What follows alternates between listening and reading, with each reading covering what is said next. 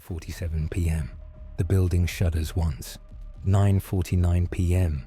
Again, harder. 9:52 p.m. The street goes dead quiet. Would you call 911 or tell yourself it's nothing? In the next 20 minutes, a white laundry basket will arc into a red dumpster. A mother will punch in a door code she will wish she never knew. And a neighborhood will learn what silence really sounds like. Before we dive in, tap like, subscribe, and drop a comment with where you're watching from and what time it is there. This helps the story travel further. Thank you. Disclaimer: this is a fictional, investigative style narrative inspired by publicly discussed cases. Details have been reimagined for storytelling clarity. Viewer discretion advised. Let's dive in. The night the street went quiet. An investigative report.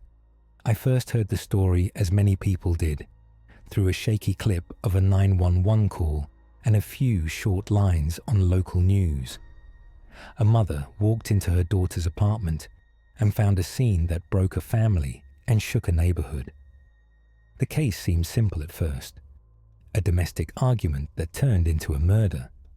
But the more I spoke with neighbors, read statements, and watched the camera footage the police later released, the more I realized this was not just one bad night.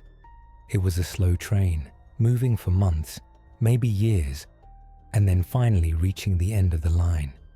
This is the story of a young woman, 8 months pregnant, who was making plans for a baby shower and a future, and a young man who was running from himself. It is a story of neighbors who heard what they could not bring themselves to name, and of a mother who knew the truth before anyone said it out loud. It is also a story about how many small warnings can add up to one terrible outcome. What follows is a reconstruction from interviews, messages, and surveillance footage. The language is simple on purpose. The facts are heavy enough. A street that looked like any other. Alton, Illinois sits just across the river from St. Louis. On the street where Lisa Dodd lived, lawns are small, mailboxes lean a little to one side, and most people know the dogs they pass more than the names of the owners who walk them. During the day, you might see a construction crew move sheets of drywall into a red dumpster parked by the curb. At night, the street grows still, and the sound of a car door closing feels louder than it should. On the afternoon of June 8th, it was hot. Cameras fixed to the front of the apartment building showed the same things they always showed. A neighbor taking out trash, another carrying grocery bags, a kid on a scooter drifting into view and then gone. At 1:57 p.m., the camera also caught a young woman sitting on the porch steps with her phone. Her name was Lisa. She was 22 and 8 months pregnant. She looked up now and then at the empty street.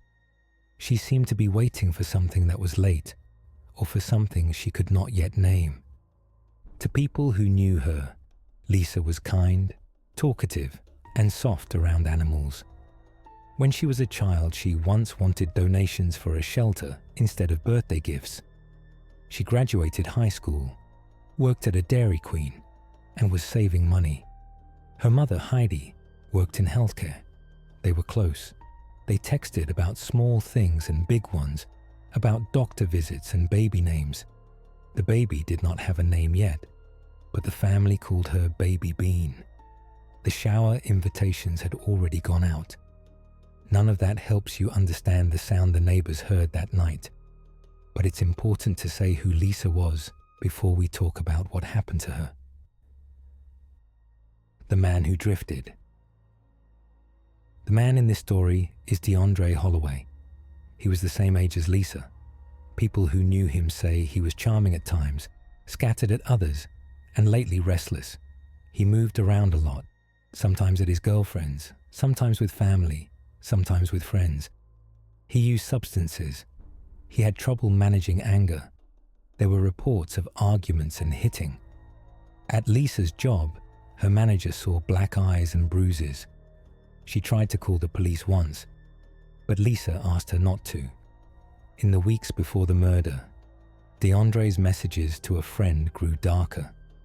He wrote about a flood of feelings.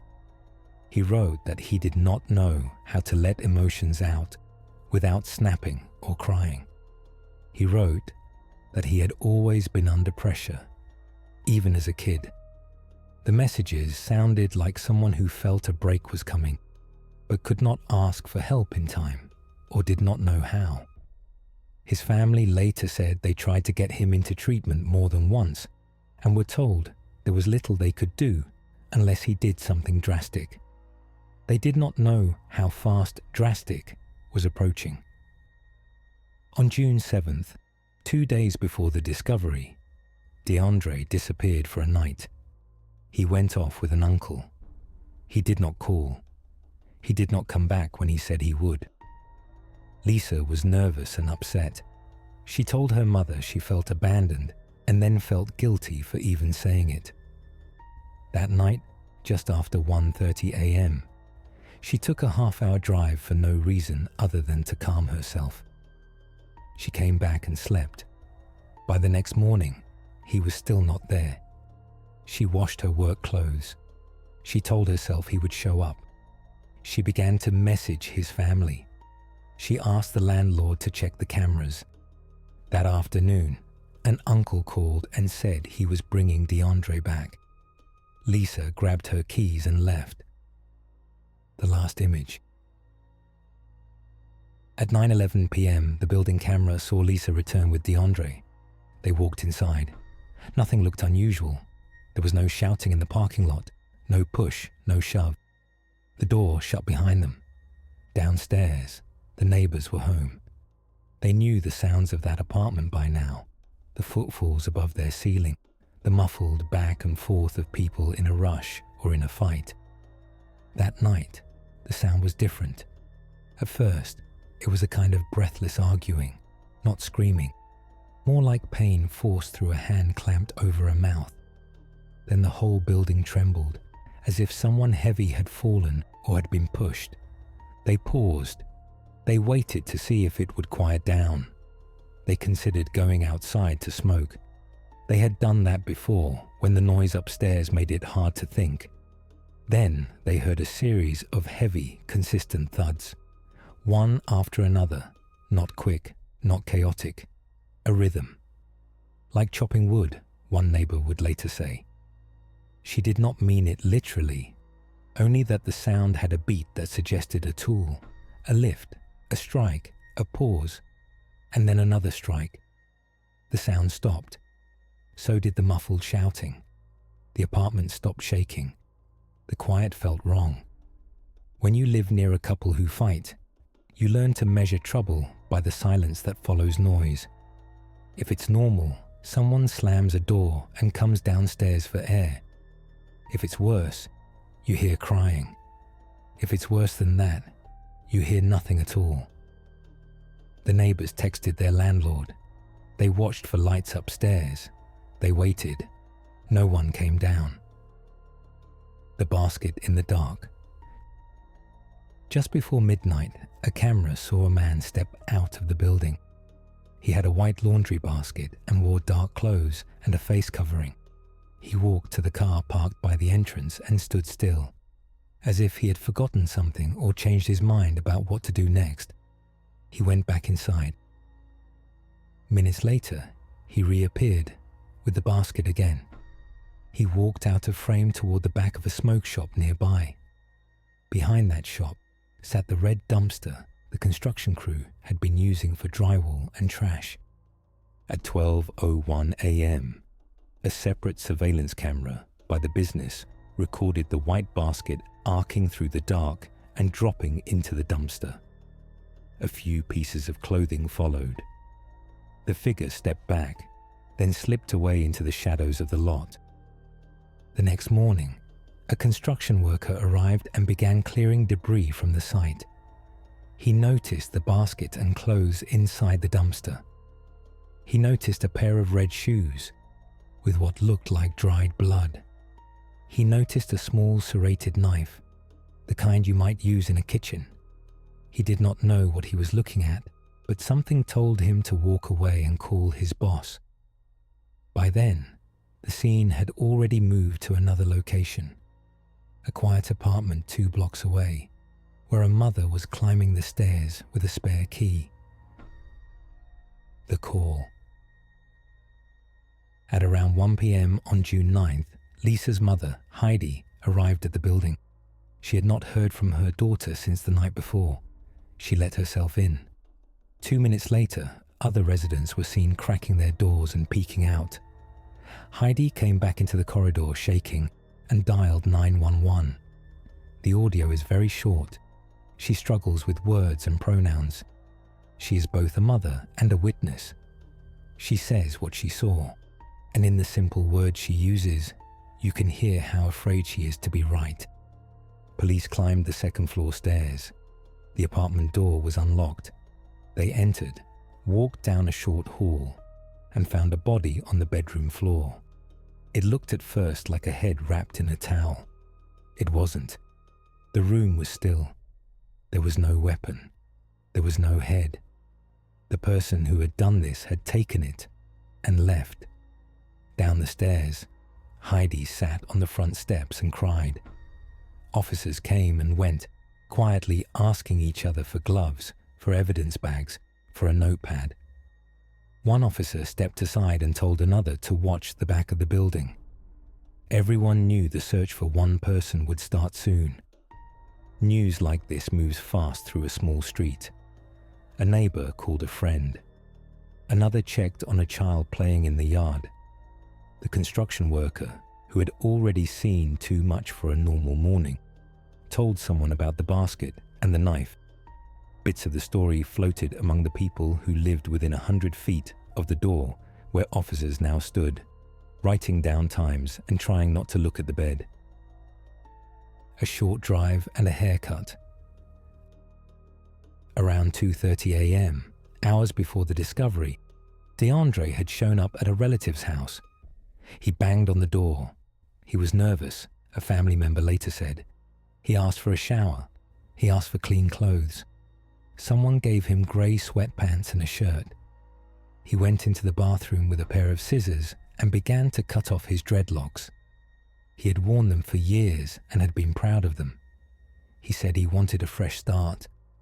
He tossed his old clothes in a bag and carried them outside, setting them by the trash can, then returned to chat with family at the table.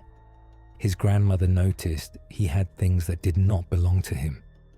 A young woman's ID, a bank card, a set of keys. "Why do you have these?" she asked. He said he found them on the ground. She took them and said she would return them. Later, when asked the same question by someone else, he just stared into the middle distance and did not answer. At some point early in the afternoon, he left the house on foot. He said he was going to cut grass. He did not say where. He did not have a mower. Back on the street by the apartment building, Lisa's car disappeared from its spot. Someone had placed a handwritten "for sale" sign in the window and then moved the car. Neighbors would later say they recognized the car when it sat in another driveway. When police served a warrant at the family home that evening, they found what they expected to find in the outside bins: a hoodie and pants that matched the figure on the camera from the night before, and dreadlocks wrapped in toilet paper. The arrest that wasn't about murder. The hunt for a suspect did not last long. That same afternoon, in another small town, officers stopped a man for a matter that had nothing to do with Alton. He had cannabis on him. He paced in the small room where they held him. He asked to walk around.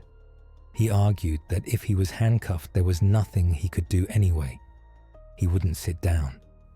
He moved his head forward and banged it against a wall until he was stopped. He said very little about who he was. He laughed once at something that no one else found funny. When Alton detectives arrived with a warrant, they collected DNA and fingerprints. They sat him down for an interview. He refused to give his name, though they knew it already. He said he wanted to go to work. He said he had been prescribed medication once, long ago.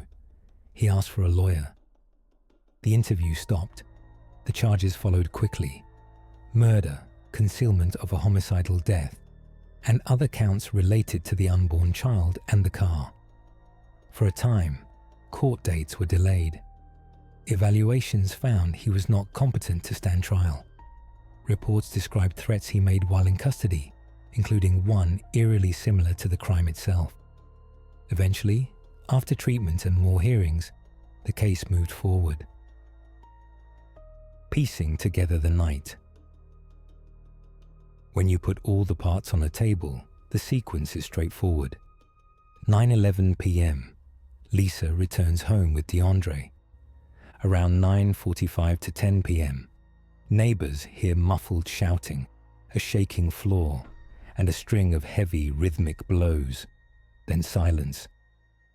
Just before midnight, a man carries a white laundry basket outside twice, then walks toward the dumpster behind a nearby shop. 12:01 a.m. The basket is thrown into the dumpster along with clothing. Around 2:30 a.m., the man arrives at a relative's house, nervous, asking for a shower, cutting off his hair, discarding clothes, and carrying items belonging to the victim. Morning, a construction worker finds a small serrated knife with blood in the dumpster and reports the scene. 1 p.m. The mother finds the body in the apartment and calls 911. Later that day, the suspect is picked up on a minor charge and then held. Within these beats are smaller details that matter. The open apartment door noticed by neighbors the night before. The lights going on and off upstairs while no one came out. The landlord's late-night message. The mother's last text at 10:49 p.m. asking if her daughter was okay. There is also the part everyone struggles to say. The head taken from the apartment and thrown away in a plastic basket behind a store, as if that could make a person disappear. It did not. It only added another layer of pain for the people left behind. The investigators did the slow work, matching clothes from the trash to the camera footage, tracing the path of the basket through city cameras, confirming the last messages from the victim's phone, interviewing family members who did not want to believe what they suspected. You can say the case built itself. It didn't. People built it. A worker who would not ignore a bad feeling. A neighbor who wrote down the time. A mother who called the moment her fear became certainty. And officers who were steady in rooms no one wants to enter. The long history before the short night. It's tempting to treat that night like it came out of nowhere. It didn't.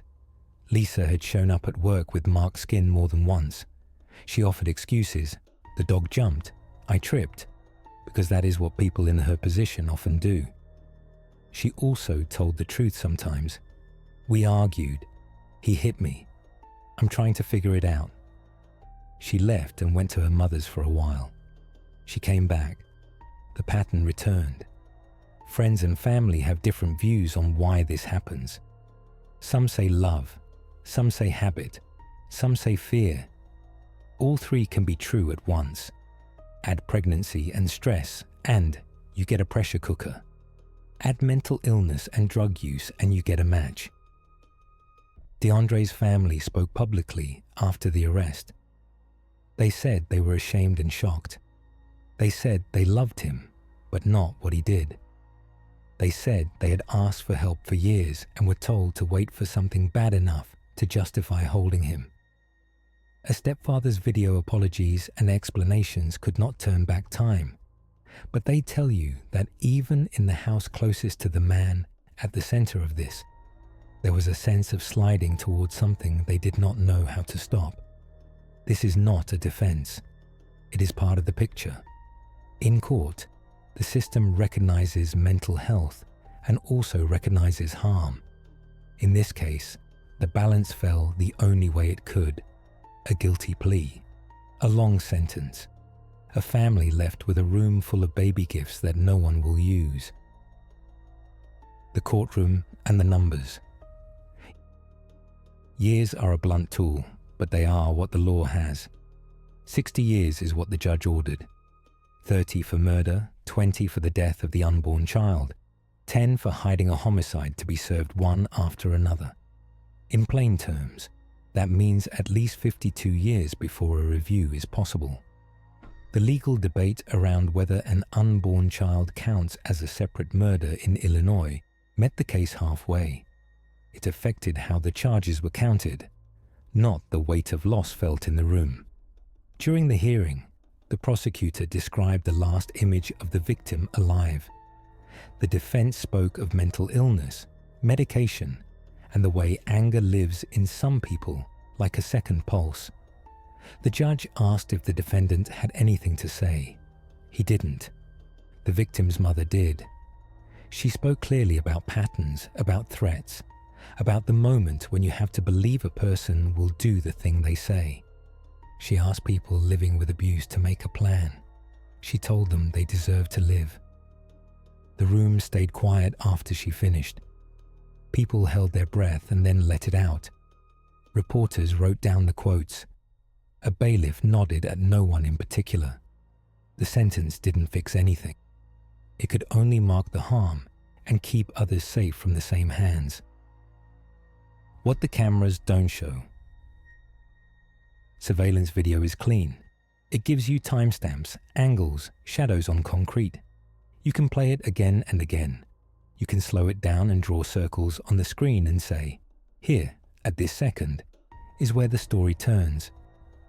But it doesn't show the inside of the car where the last text message was typed. I'm trying to figure it out. It doesn't show the 30 minutes the night before when a pregnant woman drove nowhere because her heart wouldn't slow down. It doesn't show the way a mother's keys shake in a lock when she hopes she is wrong. The neighbor's words fill some of those gaps. Their description of the noise doesn't reach for poetry. It settles for accuracy. The building shook. The blows had a rhythm. Then it all stopped. That is the most frightening sentence in the whole case. Then it all stopped. If you have heard such a silence once, you know what it means. If you haven't, you'll have to trust the people who say your stomach knows before your head does. The worker's words add another kind of plain truth. He saw the knife. He saw blood. He saw shoes in a size he didn't expect for a man. None of it made sense, and yet it did. He set the knife down by the handle, as if that mattered, because in that moment touching it wrong felt like stepping deeper into a story he did not want to be part of. Family words complicated in the way that families do. A grandmother scolding and then gathering up a license and bank card. A sister recognizing a black car in the driveway. A mother frying eggs and asking if anyone wants a plate, while a young man with wet hair stares at the kitchen table and tries to look like nothing is wrong. The hard part. What could have been different? The easy answer is everything. The hard answer is that much of this was a known pattern, and still it happened. There were calls that were not made and calls that were. There were orders of protection that existed on paper and warnings spoken out loud. I'm coming back to kill you. There was a choice to believe this was a threat like other threats. Empty words from a person who swings between love and fury. There was a choice to try again and hope for change. Because hope is the last thing to die in any relationship. And because change sometimes happens and sometimes doesn't. Systems fail in the spaces between those choices.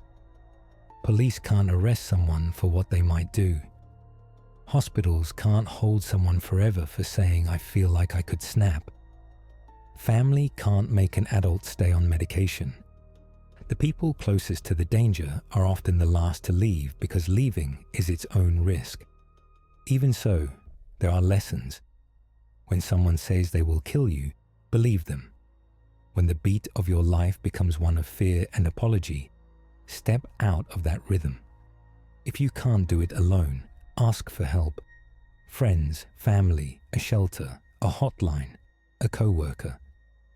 If you hear something in the apartment upstairs that makes your body go cold, call right away. If you are the person whose anger scares everyone, ask for help before your hands do something your heart will carry for the rest of your life.